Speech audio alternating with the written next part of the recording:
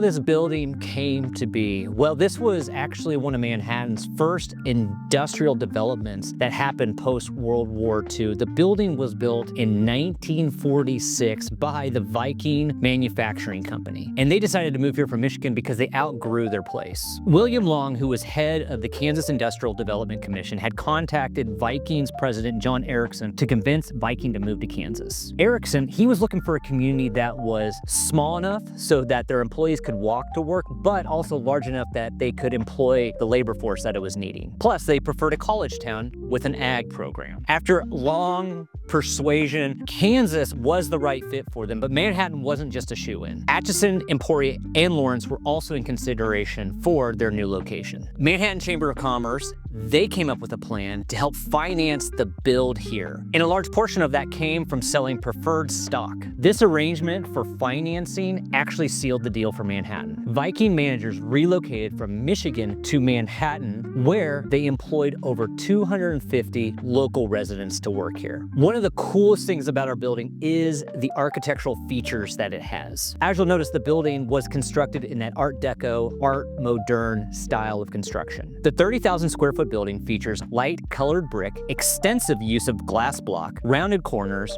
bands of black tile, and squared accents, and it was air conditioned. We need to talk about the railroad that used to be in the back of the building. Many people don't remember that Fort Riley Boulevard, all the way from MLK Boulevard down to the mall, that didn't exist. It was built back in 1987 before there was a railroad. Again, railroad tracks used to be there, and this being a 4-acre site, it was very attractive because they could actually make a chute off the tracks to go directly behind the building for unloading shipments. You'll also notice that we have two additions on the building that were built back in 1966, a 7,000 square foot warehouse and a detached 5,000 square foot warehouse. Viking then sold two Ag Press back in 1971. Allied announced that the Viking building was going to close. Ag Press purchased the building. Previously, Ag Press was located at 1207 Morrow and did commercial printing such as trade magazines, catalogs, textbooks, and publications like Grass and Grain. Ag Press has been an institution for Manhattan for decades. My wife and I bought the building back in April of 2022, and we put it on the historical registry because we wanted to bring it back to life to create culture, community, and creativity. We wish we could know and share